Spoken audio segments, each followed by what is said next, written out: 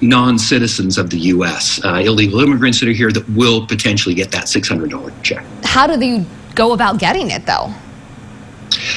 Well, it depends on whether you filed your taxes. If you filed your taxes and they have your information, it would be directly deposited. If not, they have your information and they would mail you that check. So pay attention to your mail. You might have a $600 check there shortly. Okay, wow. And then, yeah, what's the timeline for this?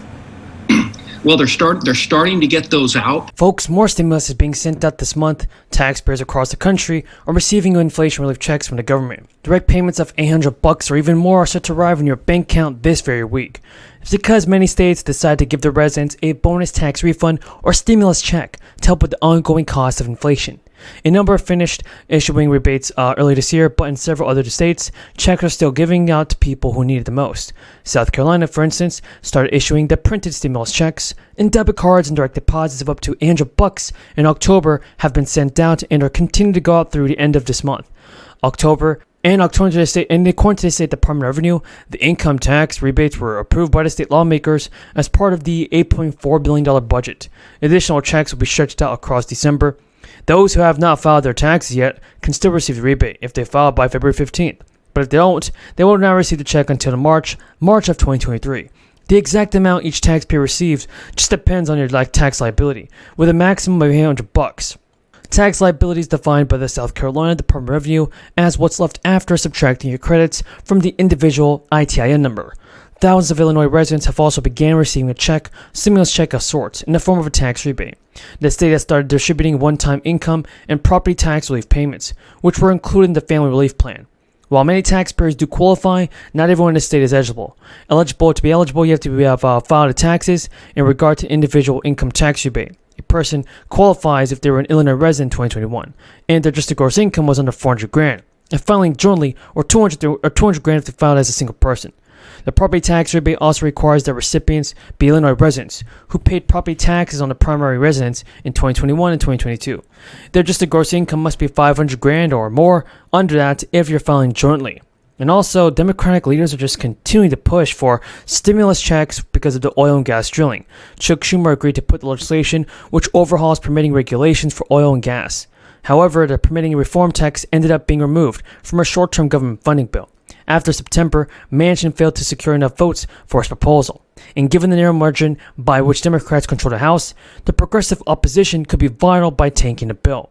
In September, Republicans were key to blocking the attempt to tie the permitting measure to a short-term government funding bill. The opposition from Chuck Schumer and Mitch McConnell has forced Joe Manchin to abandon the plan. And Republicans to support the streamlining negotiations said that Manchin's bill would not go far enough. Mitch McConnell warned that rather than passing a full-year funding bill, lawmakers have to pass a short-term gap to kick the can early into next year. They would set up a failure, and this would cause a government shutdown in the new Congress of next year. But McConnell said, "We don't even have an overall agreement on how much we're going to spend, and we're running out of time." Even McConnell's friend, Senator Republican Whip Dunn, said that he doesn't have a high level of confidence that both parties will reach a deal by the end of the year to get the stimulus out. That's not right, folks. I believe the president. A key measure that economists use also fell. Make no mistake, prices are still too high. We have a lot more work to do, but things are getting better, headed in the right direction. Most Americans can see the progress driving down the street, finding relief at the pump as gas prices fall. Gas prices are now lower than they were a year ago, and half the gas stations selling gas at $3.09 or less. The most common price for gas stations across the country is $2.99. The decline in gas prices is giving consumers a break. They need helping them keep our economy going. When a two-car family, they're saving hundreds of dollars a month. It's a big deal. Today's report contains another piece of good news.